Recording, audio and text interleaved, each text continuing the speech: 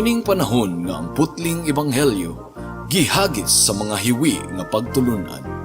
Kinahanglan mo barug ang mga tinun-an ni Kristo sa pagpakigbisog sa paglaban sa pagtuo, nga magkausa ug alang sa tanang panahong gihatag sa Dios ngadto sa iyang katawan. Maoy hinungdan nga namugna kining tulumanon ang putling ebanghelyo. 30 minutos nga pagsabwag sa tinuod nga ebanghelyo. Kauban ni Pastor Jeremias Hangad, ang putling ebanghelyo. Tulumanon nga gihatod kaninyo sa Herald of Grace Radio Ministries Philippines. Ang putling ebanghelyo. Atong i-review kadali ang atoang gitun-an ni adtong miaging semana. Atong gisugdan ang pagtuon on the basic disciplines of the Christian life ug aniya nakita sa pagtuon mahitungod sa pagampo. How to pray, unsaon sa pagampo. Ug atong nakatuna ni adtong miaging semana nga mahinungdanon kaayo sa matag relasyon niining kalibutana ang communication. Hearing and speaking are essential to any healthy relationship. Kung dunay managtiayon nga walay tingganay, dili gayud himsog ang ilang relasyon sa usag-usa. So, kung ang atong relasyon sa Ginoo dili marked by hearing and speaking, walay pagpaminaw ug pag-istoryahanay, dili himsog ang atong relasyon sa Ginoo. Kinahanglan madunggan nato ang tingog sa Ginoo pinagi sa iyang pulong ug kita usab makig-istorya sa Ginoo diha sa mga pagampo. So atong gitun-an ni adtong miaging semana ang antecedents, ang kinahanglan nga mauna adisir kita moampo. Of course, kung mamalandong kita sa pulong sa Ginoo, we have to pray that God will open our eyes in order to understand the word of God. But when it comes to prayer, intercessory prayer, or prayer nga nakigsandurot gyud kita sa Ginoo, nakig-fellowship kita sa Ginoo, kinahanglan nga mauna ang pagdasig sa atong kasing-kasing pinaagi sa iyang pulong. Ug ang pulong sa Ginoo mao lamang ang makapainit sa atong kasing-kasing, makapadasig sa atong kasing-kasing. Meditation is the best beginning of prayer, and prayer is the best conclusion of meditation. So we pray that God will open our eyes so that we can understand His Word. But once we understand the Word of God, we will be moved to pray. Maaghat kita nga magampo gayod, sumala sa saad sa Ginoo ato kining barugan. Ug daghan kayong mga higayon nga ang atong pagampo mala, mechanical, gumikan kay mediritso ra kita og dive diha sa mga pagampo nga ang atong kasing-kasing wala mapainit, wala madasig sa pulong sa Ginoo. So mo kato atong lesson ni adtong miaging semana. The benefits of reading and meditation. Ang reading and meditation of the Word of God will condition our mind, will furnish our mind. At dunay unod ang atong pagampo kun atong pamalandungan ang pulong sa Ginoo. Dili ingog pagampo nga balik-balik lamang. Masuplayan og unod ang atong kasing-kasing ug hunahuna nga atong iampo sa Ginoo kung atong gipamalandungan ang iyang pulong. And then nakatunan usab nato ni adtong miaging semana, another benefit of reading and meditation is that maandam ang atong kasing-kasing diha sa mga pagampo. Ang atong pagampo aduna gayoy pagbati kung ang atong kasing-kasing nadasig sa pulong sa Ginoo. And then isa pa ka benefit sa pagpamalandong sa pulong sa Ginoo is that malig-on ang atong pagtuo, and therefore aduna kitay confidence nga moampo, gumikan kay nalig-on ang atong pagtuo. And niadtong miaging semana usab atong gi-introduce ang mga ingredients of prayer. Adoration, pagdayig. Dili day moderitso kita og pangayo sa Ginoo sa atong gikinahanglan. Atong ilhon kung kinsa ang atong giduulan diha sa mga pagampo. Adoration. Gani sa Lord's Prayer nga gitudlo sa Ginoo kanato, nagsugod jud kini sa adoration. Our Father who art in heaven, hallowed be your name, your kingdom come, your will be done on earth as it is in heaven. So adunay pagdayig. Ayaw diritso og pangayo. Ilha una kung kinsa ang Ginoo sa imong kinabuhi. Dayga siya sa iyang pagkasiya. Ikaduha, confession. pagsugid sa atong sala. Ang pasabot ni ining confession, miuyon kita sa Ginoo sa iyang evaluation sa atong nabuhat. Ug ang evaluation sa nabuhat nato, ang evaluation sa Ginoo is that nagdumot siya sa tanang sala. Ang iyang mga mata balaan kaayo nga dili siya makatutok sa sala nga walay kasuko sa iyang kasing-kasing nga gibati. Mo nga atong i-confess ang atong sala sa Ginoo, dili nato tabun-tabunan ug ato kining ipalapad unya. Thanksgiving, magpasalamat usab kita sa tanang mga pagtubag sa Ginoo sa atong mga pag-ampo sa nangagi. Gitubag sa Ginoo ang atong pag-ampo adtong miaging panahon, ayaw kalimti ang pagpasalamat. That's a sign of gratitude. In fact, usa sa basihan sa paghukom sa Ginoo sa mga makasasala sa adlaw sa paghukom is that wala sila nagpasalamat sa Ginoo. Dili nila batasan ang pagpasalamat sa Ginoo. And there are millions of people who are like that. Nakasinati sila sa kaayo sa Ginoo sa matag adlaw, but they remove God out of the equation of their lives. And then, ang katapusan nga ingredient sa pag-ampo, mao kining supplication. Pagpangayo, supplication. Asking God for supplies. Ug aron dili nato kini malimtan, ACTS, acts, adoration, confession, thanksgiving, and supplication. Mao kini ang mga ingredient sa pag-ampo nga kinahanglan natong mabatunan ug ibungat sa Ginoo sa matag adlaw. Kay basig naratag pangayo unya, wa gani ta midayig sa Ginoo, wa ta mipasalamat sa Ginoo, wa ta misugid sa atong sala, naratag pangayo, dili maayo. Now, sa nahabilin nga takna sa atong pagtuon, atong tun-an ang mga benefits of prayer. Kung ang usa ka Kristohano nakasabot gayud nga dako gayud kaayo ang benepisyo nga iyang madawat gikan sa Ginoo kung siya muampo gayud siya. But why do Christians seldom pray? Talagsaon ra kaayo muampo ang kasagara nga mga Kristohanon. Gumikan kay wa nila masabti ang benefits of prayer.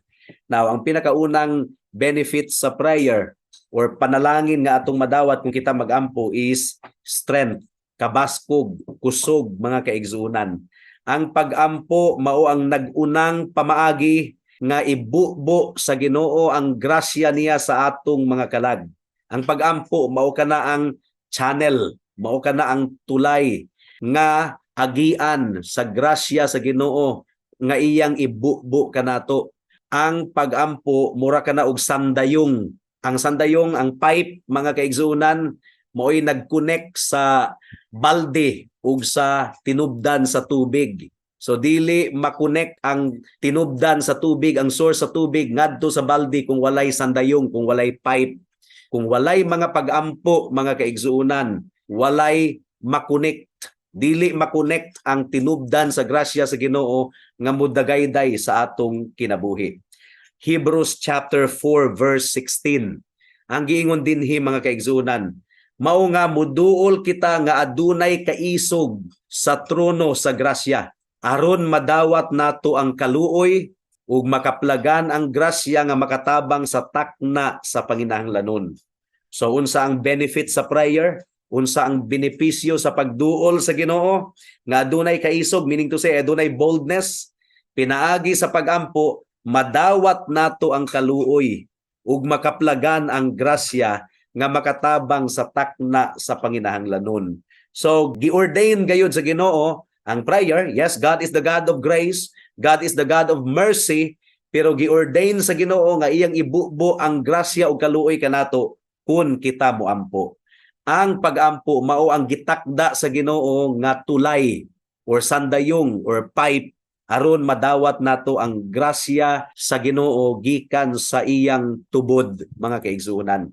So, wonderful phrases sa Hebrews 4:16, to obtain mercy and to find grace to help in times of need. Matod pa ni Albert Martin, God has ordained that prayer be the means in which we exchange our weakness for His strength.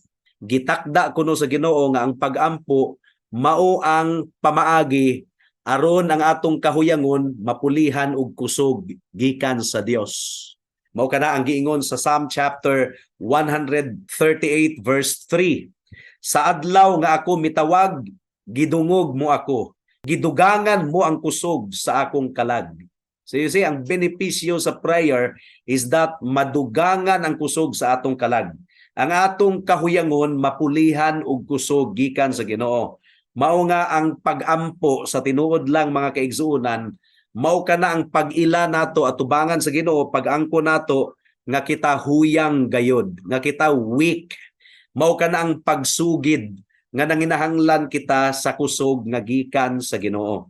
Matud pa ni Arthur Pink, ang giingon ni Arthur Pink, prayer is not so much an act as it is an attitude of dependency upon God. Prayer is a confession of creature weakness, of helplessness. Ang pag-ampo di ay kuno, attitude ka na nga nagdepende lamang kita sa Ginoo, nagsalig lamang kita sa Ginoo. Ang pag-ampo, mao ka na ang atong pagkumpisal, nga huyang gayod kita, nga nanginahanglan kita sa tabang sa atong buhi nga Dios. Ikaduha nga benepisyo sa pag-ampo or panalangin nga atong madawat pinaagi sa mga pag-ampo, mao kining intimacy, kining close kita sa Ginoo. Mahimo kitang suod sa Ginoo. Mahimong suod kanato ang persona sa Ginoo pinaagi sa pag-ampo. Wala nay lain pang activity nga makapasuod gayud kaayo kanato sa Dios kundili ang pag-ampo. Gumikan kay sa pag-ampo, na malandong kita sa pulong sa Ginoo ug nakigistorya kita sa pulong sa Ginoo. Ang pag-ampo mawang magdala kanato sa pinakabalaan nga dapit sa trono sa Ginoo. Pinaagi sa pag-ampo, we are enabled to draw close to God and to grow in our fellowship and intimacy with Him.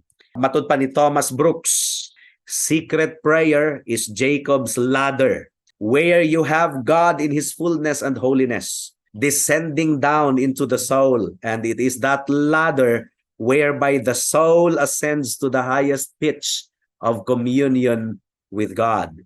So ang atong pagduol sa Ginoo diha sa pag-ampo, sama kuno sa usa ka hagdan nga makaduol gayud kita nga mahimo kitang suod sa atong Dios. Mao nga ang atong maluluwas sa iyang pagtudlo kanato sa pag-ampo, miingon siya, when you pray, go into your room. And when you have shut your door, pray to your Father who is in secret. Ambot pasabot niini, ikaw ug ang Dios Amahan lamang ang anaa sa sulod sa lawak. Nag-spend mo og time together sa atong Dios. Nag-spend kita og time together sa atong Dios. There is no activity that brings us closer to God than prayer. It brings us into the very holy of holies. Ang punto niini mga kaigsuonan, samtang importante usab ang public prayer, di ba? Sa atong panagtigom dunay public prayer, dunay mo lead og prayer, importante gayud kana, pero ang pinaka best nga matang sa pag-ampo mao ang private prayer, nga ikaw lamang ug ang Dios ang anaa sa usa ka lawak, adunay intimacy, adunay pagkasuod, tali kanimo ug sa Dios, tali kanato ug sa atong Dios. Matud pa ni Samuel Lee, prayer is the soul's conference with God. Nakigkonferensya kuno kita sa Ginoo. Prayer is the soul's conference with God, and private prayer takes us into His private chamber. When you have shut your closet, when God and your soul are alone, with this key, we open the chambers of paradise and enter the closet of divine love. Nindot kayo nga balak nun nga mga linya gikan ni Samuel Lee. Now, matud pa ni Jim George, a close relationship with God does not come from a life filled with casual prayers. Aha, tinuod gayud kini. Kung ang atong pag-ampo casual, mechanical, talagsaon ra kayo casual, dili gayud ta makalaom nga makabaton kita og intimacy with God or pagkasuod sa Ginoo.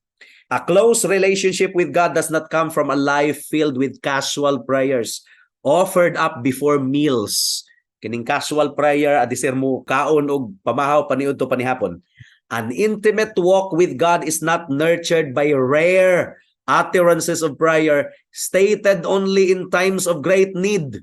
Ang ato kunong suod nga paglakaw kauban sa Ginoo, dili kuno ma-develop kung ang atong mga pag-ampo ay hara kung doon na tayo panginahanglanon Kung dili nato batasanon ang kanunayng pagpakig fellowship sa atong buhi nga Dios. Sumpay pa ni Jim George, no, fellowship with God is built on constant prayerfulness. The amount of time you spend praying reveals the measure of your closeness to God the Father. Tinuod ba ya?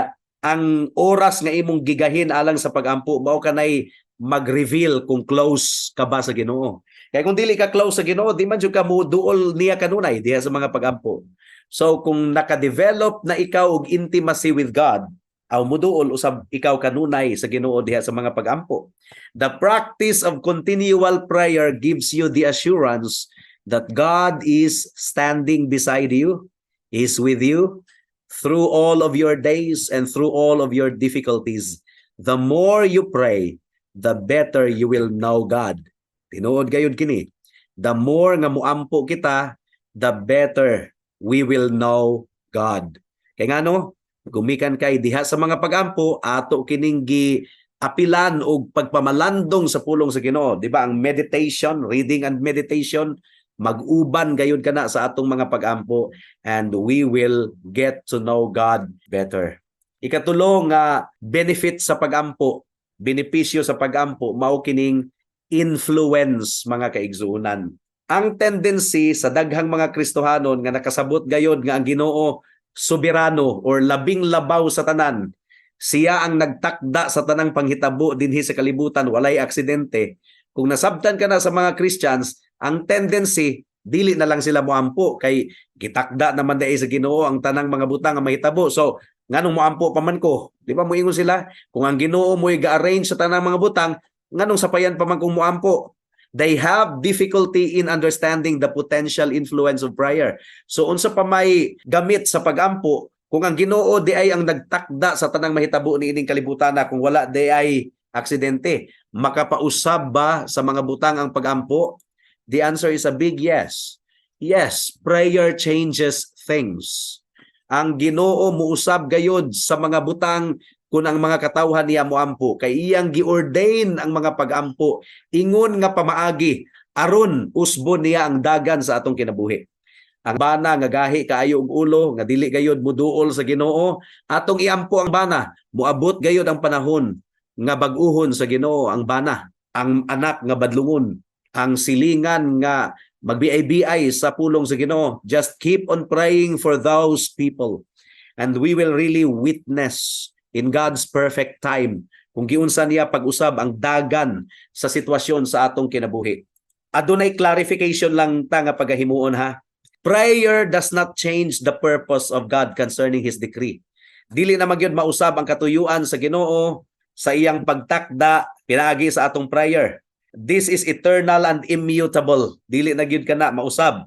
But the scriptures are not ashamed at speaking the potential of prayer. Wala usab gikaulaw sa balaang kasulatan nga ang prayer pagatubagon gayud sa Ginoo. Mutubag gayud ang Ginoo sa pagampo. James chapter 5 verse 16. Ang giingon dinhi, mao nga isugid ninyo ang inyong mga sala sa usag-usa ug iampo ninyo ang usag-usa aron mamaayo kamo. Ang pagampo sa tawong matarong adunay gahom ug mamunga gayud. Mao kana ang saad sa pulong sa Ginoo. Ug nasayod kita nga nahimo kitang matarong atubangan sa Dios, pinaagi sa dugo ni Kristo nga naghinlo sa atong sala, ug ang iyang pagkamatarong nga gisulob ngari kanato nga mga magtutuo ni Kristo. Ang atong pagampo adunay gahom ug mamunga gayud. Mao kana ang giingon sa Biblia.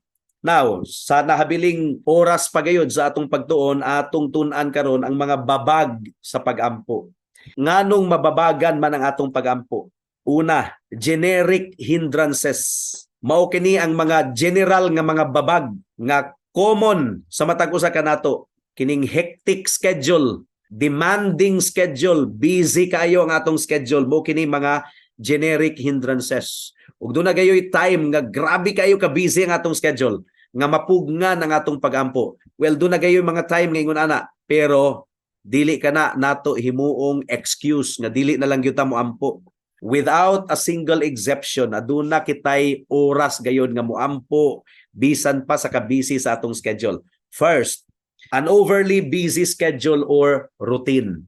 Basin og gikinahanglan nga imong minusan, imong kuhaan ang imong schedule basin og imong gi spread ang imong kaugalingon og hilabihan gayud nga na-sacrifice ang imong quiet time and devotion. Dili pod kana maayo. Kinahanglan i-sort out nato ang atong schedule ug atong pilion ang mas importante, pinaka-importante ug ang mga lesser important things pwede natong ipadaplin usa. Ang problema mga kaigsuunan, kulang kita sa discipline, kulang kita sa conviction aron i-determine nato ang gigahin gayud nga oras nga musulod kita sa atong mga kwarto diha sa mga pagampo. Kulang kita sa determinasyon atong gitugutan nga ang atong busy schedule mao na gayud ang mukaon sa atong oras. Matud pa ni Donald Whitney, why then do so many believers confess that they do not pray as they should? Sometimes the problem is primarily a lack of discipline. Prayer is never planned. Wala gayud giplanuhan ang prayer. Time is never allotted just for praying. Wala gayud gigahinan og oras. While lip service is given to the priority of praying, in reality, it always seems to get crowded out by things more urgent. Alang kanato na sacrifice kanunay ang prayer. Ikaduha nga generic hindrance mao kining mga external distractions, mga cellphone nga mitugtog or dunay puya nga bata nga mikalit lamang og hilak or mga iro nga saba kayo sa gawas nga nagpaghot or mga silingan nga gasinagitay.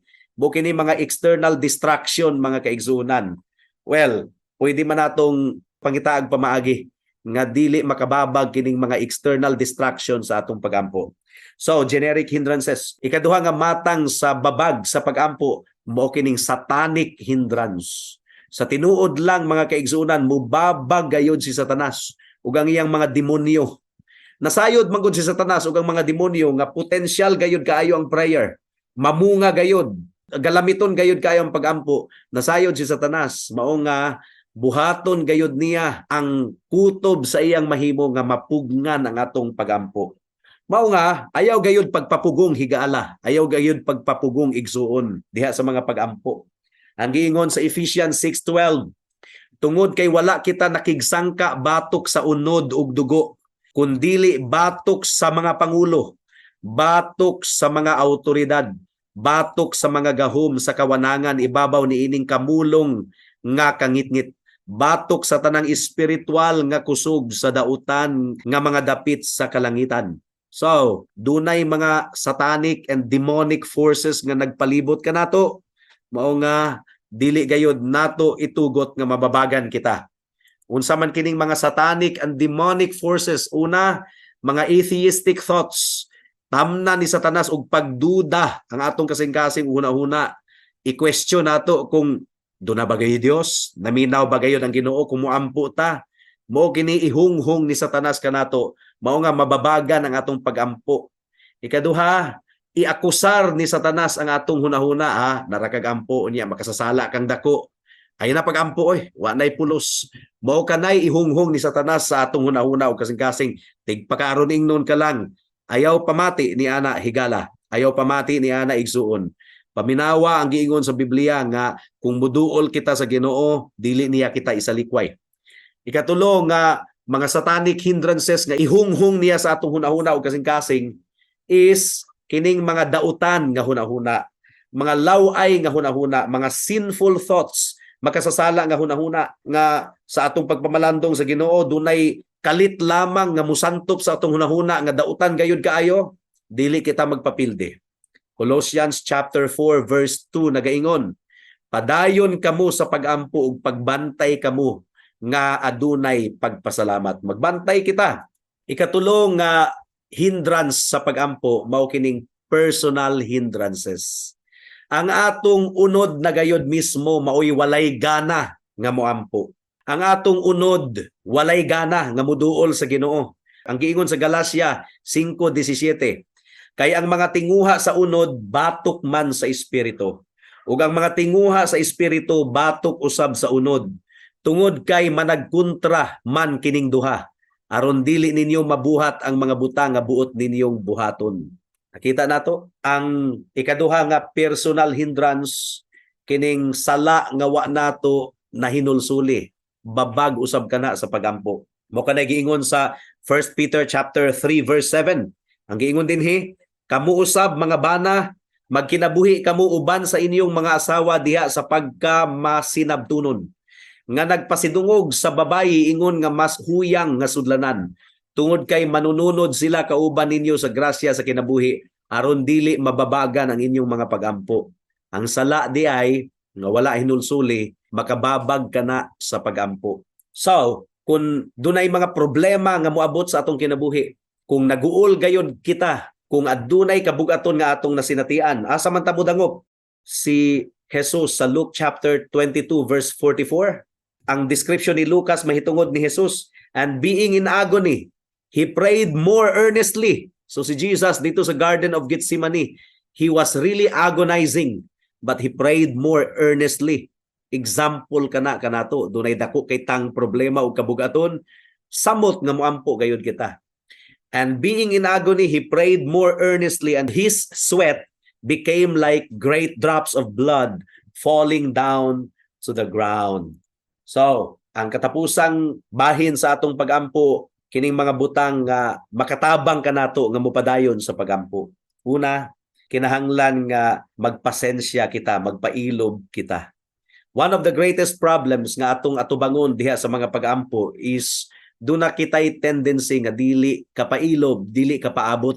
Dunay mi confess sa akong magulang nga babae, miingon nga, "Day, ako nabiya siyang giampo pero dugay na kong inampo, apa man gihapon tumbaga sa Ginoo, miundang na lang ko sa pagampo." Sipyat, walay pagpailob. Nabiya gyud time nga dugay-dugay ang atong pagampo, taod-taod ang atong pagampo, mao kanay kabubuton sa Ginoo, dili kita mo surrender mga kaigsunan. Kung atong basahon ang mga pagampo sa Salmo, Book of Psalms, makita nato ang mga expression nga, "On you I wait all day." Adunay paghulat. Psalm chapter 40 verse 1, "Nagpaabot ko nga adunay pagpailob sa Ginoo, ug mipaduol siya kanako ug naminaw sa akong paghilak." O Isaiah chapter 40 verse 1, it's talking about waiting upon the Lord. Apan sila nga naghulat sa Ginoo, maglig-on pag-usab sa ilang kusog. Mulupad sila uban sa mga pako nga sama sa mga agila. Mudagan sila og dili kapuyon, mulakaw sila og dili makuyapan. So, kinahanglan kitang magpailob mga kaigsuonan. Ikaduha, be dependent. Kinahanglan nga mo salig lamang kita sa Ginoo, muyangungo lamang kita sa Ginoo. This refers to our need to depend upon the Holy Spirit. Ang balaang espiritu mao ang magtudlo kanato kung unsaon pagampo. Ang balaang espiritu mo'y magtudlo kanato nga mopailob. Dili kini mystical ha. As we call upon the Holy Spirit asking him to make us patient in prayer, that's not mystical. That's just the reality nga gitudlo sa Biblia. And be determined. Kung wala kay gana sa imong pamati nga moampo, hala ampo. Ayaw pagpapildi. Do not give up. We need not let our past sins keep us from the throne of grace. Kung naulaw ka sa Ginoo nga muduol, gumikan kay nakasala ka, duol gihapon. Duol gihapon. Ayaw itugot nga imong sala mao'y babag or may makababag nga muduol ka sa Ginoo. Be determined. Frequent that great and awesome place with greater regularity. Dapat regular gyud ang atong pagduol sa trono sa grasya sa atong buhi nga Dios. Matud pa ni Thomas Boston, "We need the Spirit in order to pray aright. Let us then cry continually for the Holy Spirit and His influences, for we know not what to pray as we ought.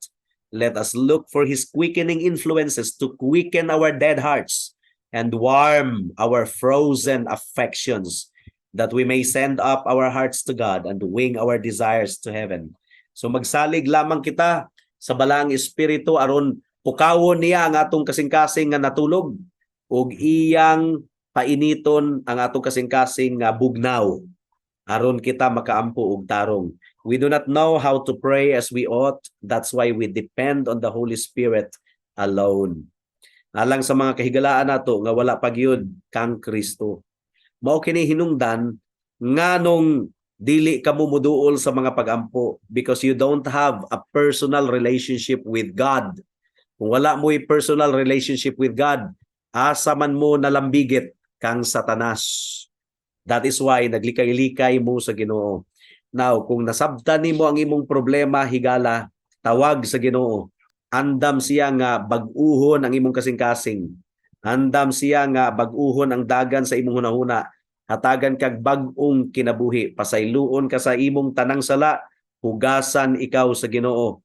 Pagpaubos sa iyang atubangan, saligi si Kristo ingon nga imong Dios ug manluluwas ug ikaw maluwas. Hinluan kaniya sa tanan nimong mga sala ug aduna na ikay confidence nga moduol sa Ginoo diha sa mga pagampo. Amen. Alang sa dugang nga mga pangutana, mahimong mo text kang Pastor Jeremias hangad sa 0935 744 3030.